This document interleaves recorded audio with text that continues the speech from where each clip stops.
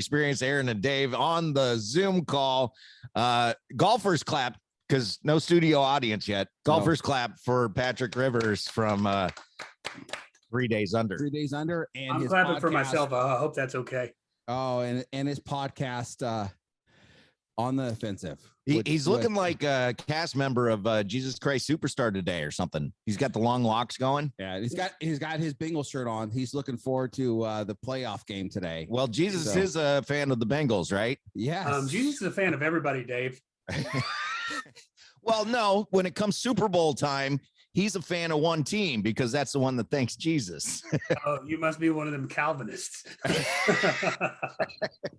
I just every year I go, oh, well, I guess Jesus wasn't a Niners that fan. Team must have prayed more is what happened. I'm just making fun. So this is our kind of last week we had, I hope everybody enjoyed our top 10 for the month. This is another new segment for I know I did. Yes, it's called triple 5's, where we're going to talk about 3 subjects, 5 minutes each subject. And I'm going to be like the monitor trying to rein you guys in. And so, which, it's be like trying to herd pigs, I'm looking at my notes so I have my topics here. So I know what I'm talking about. Well, I got them pulled up here. As long as you got them. Yeah. I am prepared for a little while here. So I don't think there's going to be much of a debate on this where you and I align so much in our thinking, Dave. It's just going to be us just crapping all over these stupid people. All right. That's true. All right. I even got a quote unquote a bonus 4th topic to talk about if we get to that. Don't tease me, Dave. Have you heard about M&Ms? Well, no, we can say that for another time. But I have a 4th topic. There he goes. He keeps me on track. Yeah, I get disappointed, but truly he keeps me on track. The last topic I was going to, the 4th topic I was going to throw in a little lighthearted. So our first topic, I'll read this one. Are politicians backpedaling? The backpedaling by politicians on mask and vaccine mandates. That's our first topic. I'll start the clock. All right. Go ahead, Patrick. You're the guest. Started off. You know about these. Have you seen it lately? That the backpedaling from the. Yeah. I don't understand. Well, when the actual truth and the actual legitimate science starts coming out to refute all these stupid, and I say it again, stupid masks and stupid vaccines, that I've taken so much heat for my stance on this. But now that actual science that is irrefutable that's coming out, how can they not? It's midterm time. So what they're going to try to do is they're going to backpedal to give everybody a breath of fresh air, win their midterm elections, and then get back in office. And then they're going to put an even tighter hold on these people unless you get this trash out of the office yesterday. Yeah. Well, you saw it here in California with the recall, where Newsom lightened up on everything as he was heading to recall day. And then the day after, we need to lock this state down like now. And that's what's coming to everybody who revotes this garbage back in is satanic, demonic trash. I'm calling it as it is. I'm not judging the people. I'm judging their fruit, for the record. But that's what you're putting into office. If all you people are out there going, well, they're doing a good job, maybe my kids do need to be muzzled for another 6 months, when every ounce and every single shred of evidence says that this isn't anything more than the freaking flu. Yeah. Well, I think it's a little more than the flu, but I think it's something that we can deal with. It's flu kills people, but I don't know. This one seems a little more aggressive at the beginning, but it seems to be lightening up as it goes along. And I'm no scientist. I'm not an expert. I'm just watching the news. But you're a guy who pays attention to what's actually going on. I'm telling you what, they never shut down. And well, actually, last year there was no flu. In 2021, there was zero flu. But they're predicting the flu Rona for 2022. Right. Because what do we got to do? We got to make it scarier, because everybody's going, we've learned to live with COVID. We'll just move on with life. And now they're going, no. You haven't even met the boss man yet. The flu Rona's coming. Look out. I've been down for the last 5 weeks with bronchitis and pneumonia. And of course, they wanted to test me every time I go in. I let them test me twice before I got my steroids and my antibiotics or whatever. Let them test me twice. Both times it came back negative. So I, honestly, if this is as contagious and deadly, and I'm around a lot of people a lot of the time, and so if this is as deadly and I should be dead 6 times over now. Maybe Jesus just loves me so much he keeps bringing me back to life, and that's why I'm still walking around. Yeah. Well, the things that I have noticed over the course of the last 2 years is that well, we'll start at the very beginning. You had the news and Trump reporting, hey, this is coming out of China. The next thing you have is Nancy Pelosi standing in Chinatown. And I don't know if you've ever been to Chinatown in San Francisco, but that area is not the cleanest area. Okay. It's not the cleanest area. Nothing against the people that live there because it's a cool area, but it's San Francisco and there ain't nothing clean about San Francisco. So you got Nancy Pelosi out there saying, oh, it's all safe. Come on down to Chinatown, celebrate New Year. Okay. And then not even 2 weeks later, she's in support of locking down the country because we got a problem. And this is Trump's fault. And he was saying right there going, don't do this. We need to get a handle on this. Now, unfortunately, he did it in his Trump manner. And that's what I think bit him in the butt. But so you got that. They're locking down the country. And then they do the mask mandates. But while Fauci's on TV telling everybody you have to wear a mask, he's sending emails to people saying masks don't work. Well, Did you see the Pfizer CEO come out 2.5 weeks ago holding the press conference talking about how the first and second injection, including the booster, is what word did he use? Ineffective against the Omicron variant or anything else moving forward. He said these things, and this was right before the Supreme Court was to rule on the vaccine mandate. The CEO of Pfizer, but it was on YouTube, but they struck it down for a copyright claim that you couldn't go watch that video and share it. But the CEO of Pfizer saying these vaccines, they don't work. They don't work against nothing. Well, the vaccine, I don't want to talk negatively. Is that our 5 minutes already? Yeah. Holy smokes. We'll keep going here. All right. Well, we'll wrap it up. Look, the vaccines play their part, but even Joe Biden was going on about if you take the vaccine, you're safe. Oh, please just whisper. You can't get the COVID whisper it like the potato. Whisper it. That's what I'm doing. My best Joe Biden. I'm not a good impressionist, but if you just take the vaccine, everybody be safe. And it's like if you take the vaccine, everybody will be safe. Like a creepy pedophile that he is. And yes, I said that. You go around sniffing young girls' hair and stuff like that. You're creepy, dude. You think he'd sniff my hair? What's that? I think Joe Biden would love to sniff your hair, dude. All right. I think the end of it all is when Boris Johnson, the Prime Minister of England, said they ended the vaccine passports and mask mandates all in one day. Yeah. Which I that was like, wow. I saw a news report on how, because they've been watching Israel because they're ahead of us in this or something like that. And they've been watching Israel, and Israel came out about 3 days ago, and they basically put it like this. Listen, throughout this whole thing, mistakes were made. We should have never locked down. We should have never closed schools. We should have never implemented a passport, and we should have never mandated masks. So I think that has to do with their leader is about to get booted out.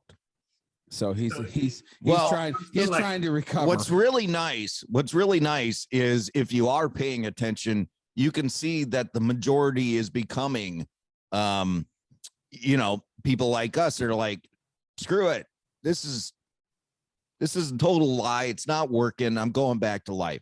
The problem is you have things like Facebook that censor that stuff. And so all you get on your feed is all these people going, need a mask up. You're going to kill grandma.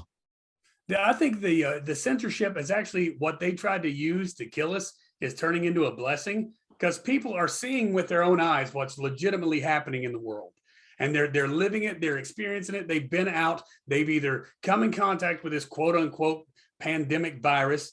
And they've gone around their family, they've had their elderly, they've had their sick contract this thing and then fully recover. But yet everything they're seeing and they're being force fed either between the mainstream media or on the stupid fake book is all the lies and garbage when they actually have personal experience with it. So their censorship is just backfiring. And these people are, like you're saying, Dave, waking up. And it's about to come the to an woke end. are waking up, Aaron. Yes, they are. All right, let's move to topic 2. I do want to qualify something. Okay. And yeah, it's a disclaimer, but at the same time, it's how I really feel on the vaccines and the mask. Do what's right for you. Yeah. Yeah.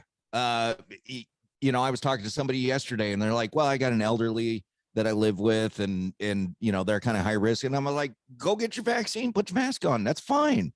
I wouldn't want you to jeopardize somebody, but we're going to lock the place down and you got to wear a mask into the restaurant so you can take it off to eat. That makes no sense. Let me go ahead and follow your qualification with a qualification. I think you're a sheep and you need to do your own research and find out what you're putting in your body and how you're destroying yourself and suffocating yourself, breathing in your own bacteria with your masks that don't work. I just had to qualify that too. There you go. He took a jab at me, dude. Yeah, but I like how you use jab. I think the best thing to do is get Joe Rogan had the ivermectin cocktail and all that. Yeah, ivermectin. I think if you're with elderly and you can afford I think it's like $300. But if you can afford, Dana White says you can't get that stuff now. Well, they locked it down. You can't get it. You can get it in I think it's like 35 different states. There's 15 states that won't let you get it. Well, I'm gonna bet California is one of them. Yeah, I bet so. All right, let's go to topic 2. Okay. Topic 2. With the current influx of Christian bands, do you think that some are doing it just to find a niche? I've had this in my mind pretty much since we started doing this show, that I get the feeling, and I'm not saying this about any of the bands that we've had on, but I get the feeling that there's bands out there that are going, well, we can't get that big record contract, but there's a niche if you're Christian. What do you think?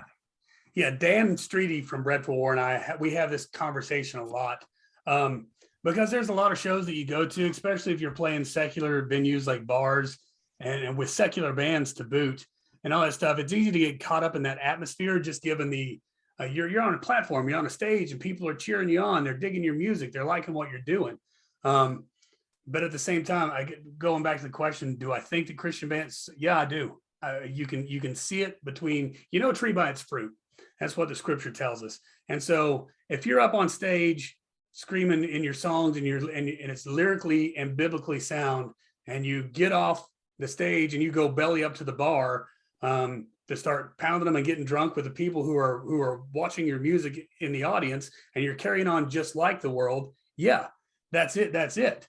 And you're right. It is, for the most part, I guess you could say, easier to get an audience with a Christian band than it would be a secular one. But I can tell you point blank, just from experience, it'd be so much easier for me to turn 3 Days Under into a secular band and go out and get more traction, more visibility, more praise from people and all this other stuff than it ever has been trying to go to churches and play. Yeah. You look at you look at Skillet. They would be, bigger than they are now. But his faith and convictions in their music, I think, hinders some from being followers or skillet heads. Well, Greg Voles, the lead singer of Petra, he was originally offered the lead spot in REO Speedwagon, and he passed it up because of his faith. I was at a festival, and Aaron, you were there for this, so you can attest to how upset I was. We saw a band, and I don't even remember what band it was, but we were at this Christian festival. We saw this band, and as the band got off the stage, I saw the lead singer flirting with 2 of the teenage girls that were there, and I was, I'll use the word, I was pissed. I was like, why is this guy getting on stage professing one thing? And I can see just by the body language what's going on right here. Yep. Now, I Yep. know on your podcast with Dan Streety on the offensive, you guys addressed swearing, Yeah. Christian bands professing Christ, but in their lyrics, they're not using what I would call appropriate language. Right. I don't mind if you're a Christian artist and you write a love song, or if you may have a political song you want to talk about. Your lyrics don't have to be all biblical, to me, but you got to have good fruit. And that's what you were saying earlier. Yeah. That's what I want to see in a Christian band. You don't have to, your lyrics don't have to be, Jesus died on the cross or whatever. You can talk about worldly subjects. And see, I think that every Christian song should be a Sandy Patty song. Well, see, I mean, the Lord gave me this early in the year, and thankfully, a lot of the big prophetic voices they're catching up and confirming what the Lord spoke to me at the beginning of the year, of how this year is going to be a year of exposure. This year coming to pass. So all these pastors and these ministries and these Christian bands that are out there professing this one thing, using Jesus as a stepping stone, they're going to be exposed. I mean, full blown in front of everybody, exposed for what they are, what they represent. Just everything that claims Jesus is going to be brought to light, me included. So whatever is in me that I haven't handed over to Jesus, it's going to be brought to the forefront. And so I'm in constant prayer of God, expose to me what needs to be changed in me so I can hand it over to you, because I don't want to suffer that. I mean, something might be in there that's pretty dark, Yeah. Well, yeah, I'm thinking of a couple of examples. One being the biggest one right now being the Kevin Max thing. And you don't know? Kevin Max, right? Yeah, I'm thinking of the right guy. The guy that we saw that did the covers and everything. Yes. Right. Yeah, okay. right. Yeah. You know about the article that he did. He didn't renounce his faith, but he was like, I'm accepting of all, and I'll have to find it. I'll send it to you, Patrick. But I think wasn't that back last summer or something like that? Yeah, well, it was. Okay. And I think what he was getting into is Christians, though, we sometimes get judgmental, right? And we need to be accepting of all. But here's the thing. Hang on. Okay, here's the thing is that's why I would love to talk to him, because I don't believe, unfortunately, anymore what's in print. If I don't hear it coming from the guy and him explaining what he means, that's one reason I love talking to everybody, because I want to get it straight from the horse's mouth. Right. And if it's in print, I know even if I trust it, there's still going to be some exaggeration, or spin or whatever. So there's that. And then there's that band, and I'm trying to think of their name, As I Lay Dying. Is that the one that the lead singer renounced his faith and all that? I could be wrong. No, that is not that band, but I know. You know what? Yeah, it was like a hardcore screamo type band. It's not As I Lay Dying. Okay, we're talking about a different band. This band's more like Reliant K, but it's not Reliant K. But the band I'm thinking of is where the lead singer said, "I'm not a Christian anymore." Yeah, and it's just a cop out. And that's what makes me think that. Were you ever really to begin with, or were you just using it to get in the business and get noticed? Well, let me put it to you guys like this: if we're comparing like what Christians are today, I'm not a Christian anymore. I agree with those gentlemen 100%, because Christians today are just downright, the majority, 90% of them are straight up nasty. Because we have gone and we have taken for granted John 3:16. So God is going to deliver upon us Revelation 3:16, where we're not warm, or we're not hot, we're not cold, we're lukewarm, and he's going to spew us out of his mouth. And that's what's coming this year in 2020. And honestly, I don't want to be considered a Christian, as much damage as Christians have done to people. I know what Christian stands for as a follower of Christ, or to be Christ-like. I understand that fully, but I'd rather be known for loving Jesus than known as a Christian, if that makes sense. Yeah, totally. Well, I think the hypocrites need to exit, but they never do. Yeah, they're about to be shown the door. I'm telling you now, they're about to be shown the door. They're ticks. They're ticks that dig themselves in. And I realize as a Christian, I'm not perfect and I've done some things wrong. But every day I get up going, hey, I'm going to live for Christ as best as I can. And I think more Christians need to do that. And I'm lucky. I go to a great church where majority of those who attend on a regular basis feel the same way I do. We may fail in our daily walk, but the next day we're going to get up and go, hey, God, make this a better day for me, my walk. So, hey, this is running along. We're going to do that third subject. We're going to take a break here. We're going to play some 3 Days Under. Tease new song. the third subject here. Yeah. What are we going to talk about? Alec Baldwin. All right. And Alec that's, Baldwin. That's a lot. Here's where I start to pound the desk. Yeah. So we'll be right back on the Rock Salt Musecast Experience. Musecast Experience here in a day, 3 Days Under. Patrick on the us. Zoom. Oh, come on. Let's get the golfers clap. Yes. Golfers clap. Mm-hmm. So I forgot my buzzer. Man, I That's for you, brother. look, come on, Thanks. man. I haven't gotten him doing the Let's Go Brandon yet into the board, but I got to get that going.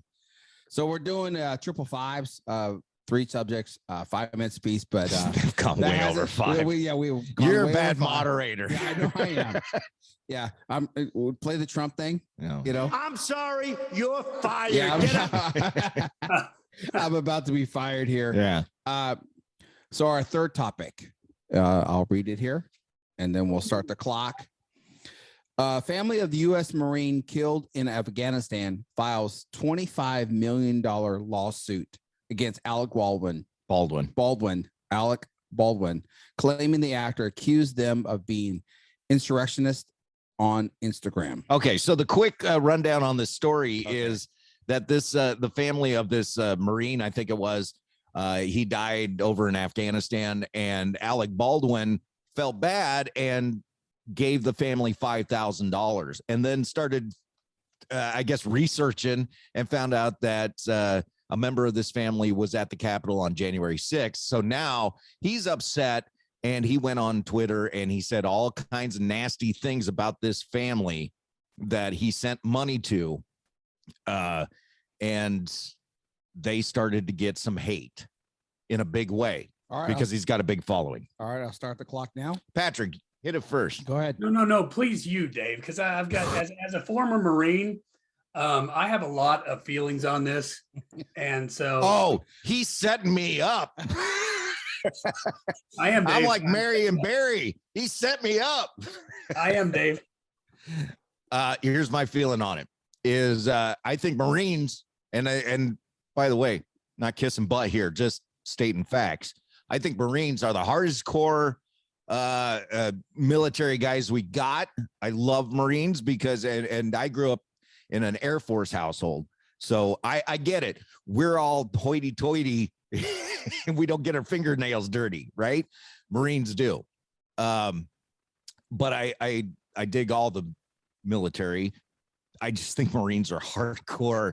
And I'm trying to put this, they are brilliant guys. You are brilliant fighters, but there's something missing where someone like me go, oh, that's just crazy. No, I'm not doing that. And Marines go, what are you talking about? They removed that in boot camp, by the way. Okay. They take that little bit of common sense. They just reach in there, your drilling sergeant, pluck it out and send us on our merry way. Yeah. See, I would never call a Marine stupid or dumb or unintelligent. I really think they are, but you lack that common sense of like, I might get hurt and I'm not doing that. I have 2 kids I mentor, and one is in the Coast Guard. The other kid is he's actually in Kuwait right now, in the Army. He's a reservist, and he's finishing up his service in Kuwait. And so this story is real personal to me. Yeah. Here's what I have to say. First of all, good for him for donating some money to the family to help him out. Great. And I probably would have accepted that gift as well. However, if you didn't like that family, well, number one, maybe you should have done your research to begin with. You have plenty of people to do that, but don't backtrack and all of a sudden go, oh, I'm sorry I ever sent money there. you guys are insurrectionists, and on and on and on. He clearly doesn't know these people, and he knows he's got that kind of following, and he knows what the outcome would be if he posted those things.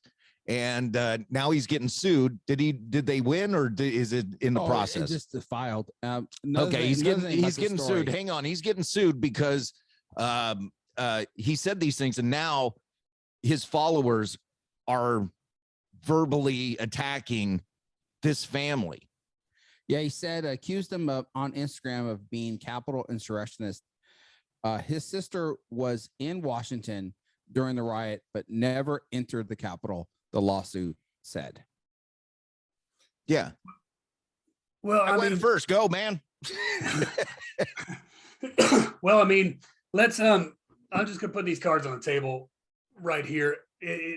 I say the same thing to all these like people who don't watch the NFL or the MLB or the basketball because people kneel for the anthem, which I do not agree with. But at the same time, me signing on that dotted line to go and fight a war was to go over there and fight for people to be able to have their opinions about kneeling because they don't believe in whatever social injustice or whatever. I went to fight for people in a war to give people like Alec Baldwin his opinion and the right to express it any way he wants to. Now, that being said, in my opinion, we got to consider the source of Alec Baldwin. He wasn't relevant since Beetlejuice. I mean, to me, he hasn't been relevant since Beetlejuice. And second of all, this is coming from a guy who's on a movie set. He's been around weapons. He's been around these things his entire stupid career since Beetlejuice. Oh, and he's going to go here. Yep, I was going to go here. We're going here. And so this guy's going to come out and talk about having a political opinion because we know what side of the aisle this goober stands on. But he's going to say the gun fired itself. Why didn't you check it there, Alec?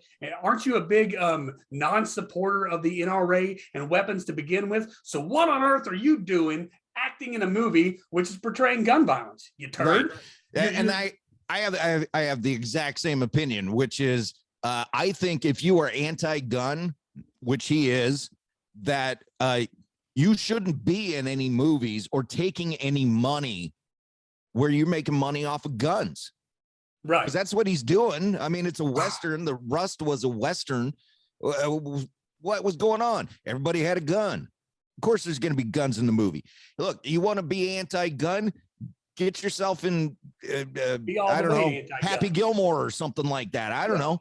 But now when it comes to this family and the lawsuit, now if this was just some random dude out there spouting, screaming this family was an insurrectionist that really had no impact on their lives, I would tell them to shrug it off and go on. But like you were saying, he has such a big following, but I guarantee you they're getting phone calls and letters and emails and things on their Facebook accounts that are just ugly messages, probably death threats, probably threats against their family and their well-being. So yeah, they sue the pants on. Unfortunately, they probably, I'm assuming, because I don't know anything about the family, but I'm pretty sure they don't have Baldwin money to keep up the legal battle to fight his lawyers all the time in this lawsuit.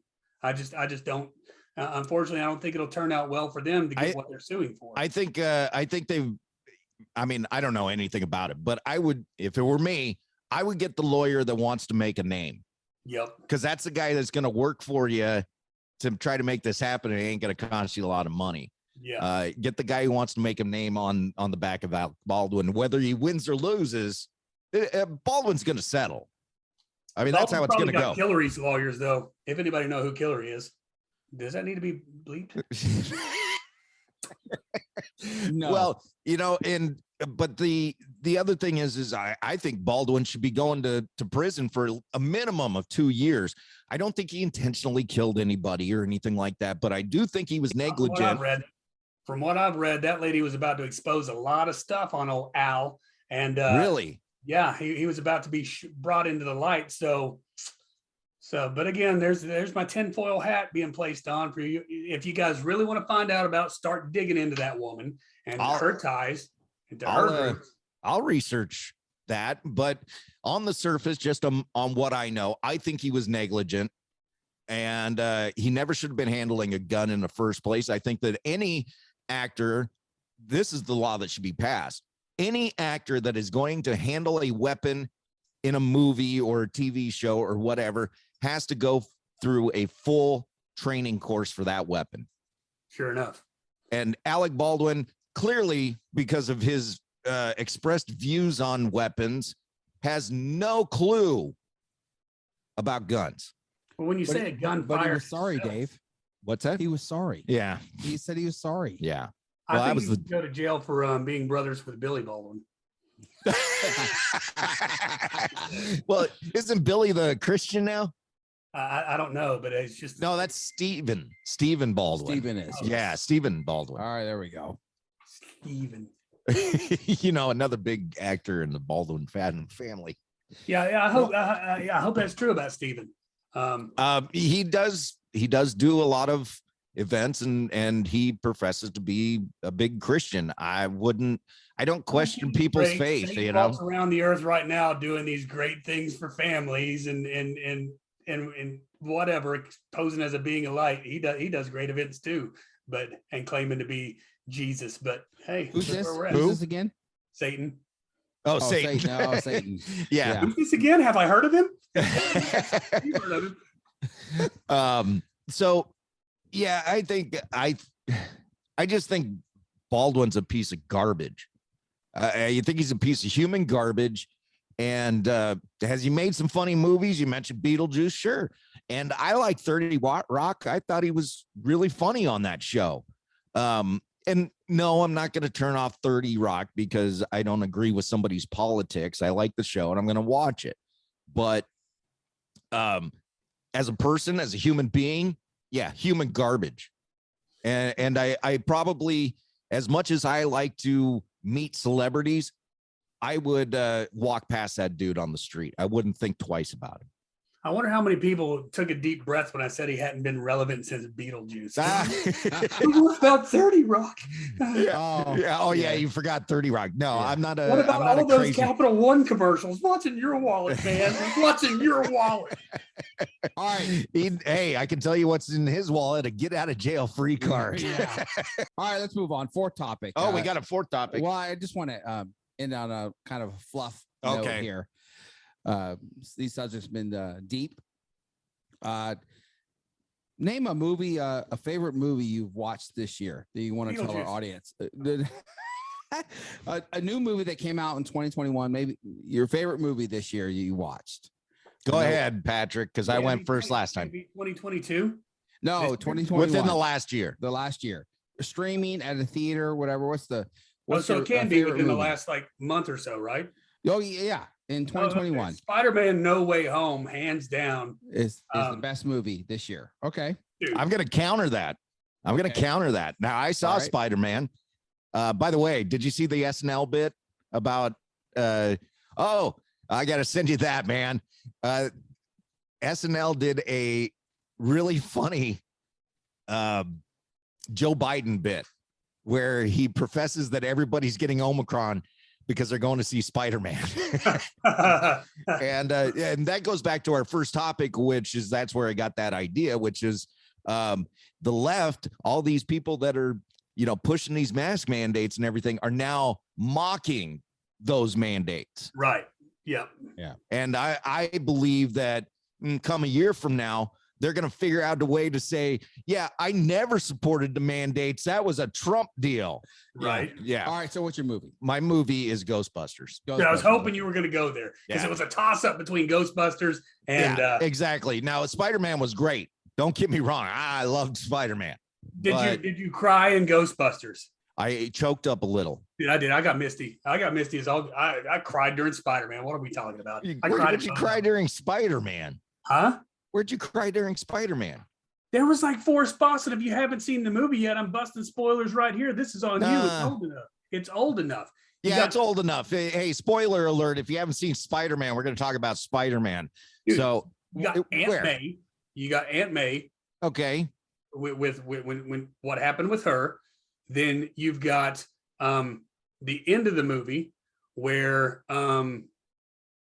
maybe it was only twice I got misty, but then at the end of the movie when Doctor Strange casts a thing and he's talking to, and Spider-Man's talking to MJ, and they Yeah. have to, and she forget, dude, yeah, it broke my heart, man. Okay. Broke my heart. Well, maybe I disconnected a bit with Spider-Man where I didn't with Ghostbusters because, and once again, spoiler alert, if you haven't seen Ghostbusters, I'm going to give away the ending, which is where the dude really died and they brought him back. Yeah. As he's gone. as the spiritual entity, like I'm always with you guys. Yeah. And yeah, that's, even though I've heard some people go, I didn't care for the CGI or, something like that. Dude, that hit hard. Yeah. It was a very cool moment. You could tell that those other guys, they were a team. All four of them were a team. Well, And those other guys had to bring that guy back. And it speaks so much volume between the father-child dynamic that's going on there, because his daughter was mad at him and had no relationship, and the granddaughter never knew him. But it all comes full circle to where that relation, dude, see, you're gonna get me misty again. And maybe it's because I got a 13-year-old daughter, and I can only imagine trying to heal a broken relationship with her. But I mean, that was huge. Well, and that's the other thing about Ghostbusters is you do all these reboots and stuff like that, and you don't like the characters as much as you did in the original. And they brought these kids into Ghostbusters, and I instantly liked them. They were great characters. Yeah. And I didn't have to warm up to them or anything. Just right out the bat, you're like, those are cool kids. Yeah. What I didn't like is how they figured out all the equipment within like 3 minutes. It's like, okay, I found this proton pack and this trap. All of a sudden, I'm a master and can drive the daggone, what is it, Ecto-1? Yeah. Like freaking Jeff Gordon. I mean, that's what I said while I was watching the movie. I was like, wow, she's for like 12 years old. She's a really good driver. like, what are you doing? I mean, because that hearse is a big monstrosity. That does not handle like it does in the movie. No, it's like the old hoopies with the air shocks that every bump you hit, you're like, woo, woo, woo. I mean, come on. Yeah. So, well, they got to fit it in. Yeah, within 2 that's hours and that's the thing. so. You got to condense them down. How did they know how the proton packs worked? Well, because movie.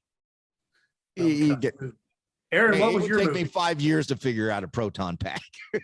And the best movie I saw all year was Don't Look Up, the Netflix show. That was I watched that the other day.